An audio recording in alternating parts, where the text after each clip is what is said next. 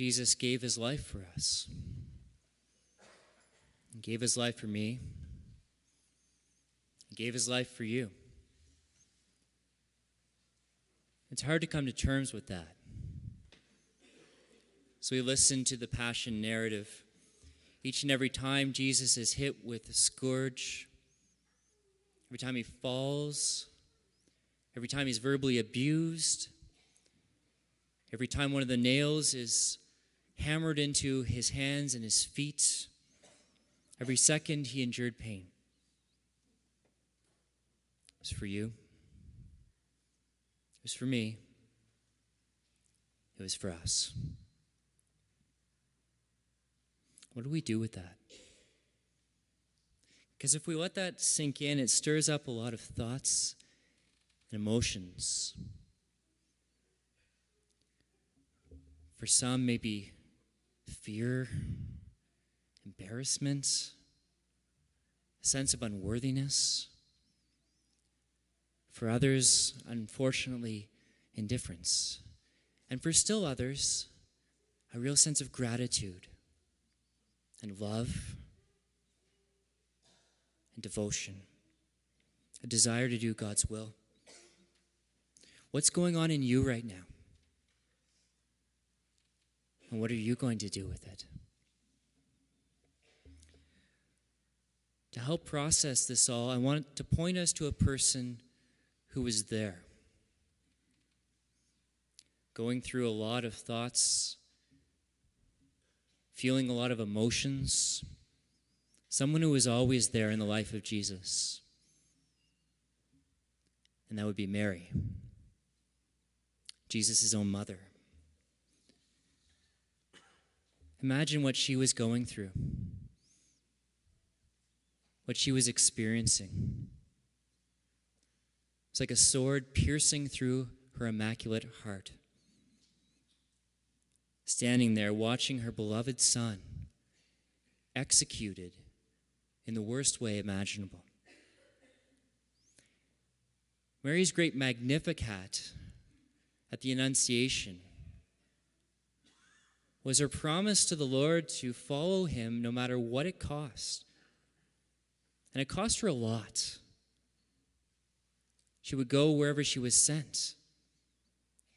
And she was sent to the foot of the cross. It cost her beloved son. It cost her unimaginable suffering. But she did it. She paid the price out of love for God.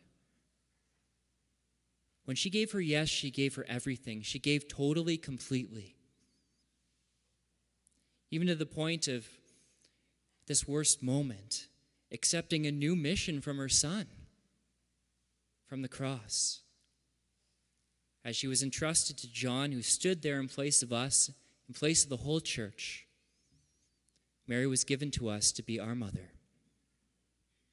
We're now in her care. And so what about us now? What is our response? What is our response to Jesus giving his life for us? The only response that makes sense to me anyways is to live our lives completely for him. That's the only response that I can imagine. We can't deal with the sacrifice he made for us on a purely human level. We can't earn it. We can't pay for it. Can't pay him back. All we can say is, with Mary, yes. Yes, I accept what you did for me. Yes, I choose to live for you every day of my life. Like Mary, it means being all in. If it costs me something, I'll pay. If it sends me somewhere, I'll go. Because, Lord Jesus, I know what you did for me, and I love you. The story doesn't end here, of course.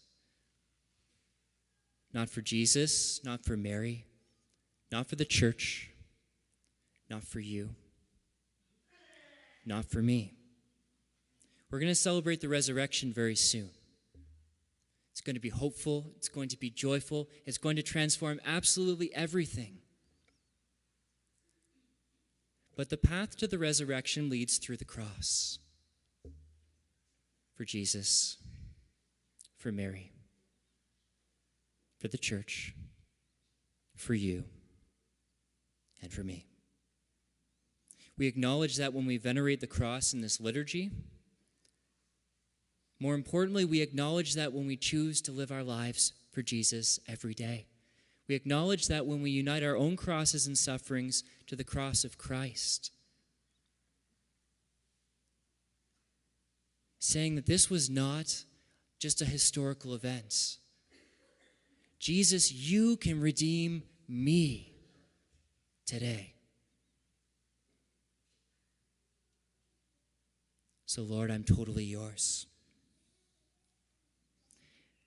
And to help us do that each day, we have Mary, our mother, right from the cross, to say yes to Jesus. We can rely on her intercession and her motherly support to unite our own disciples' cross to the cross of Jesus and await his glorious resurrection.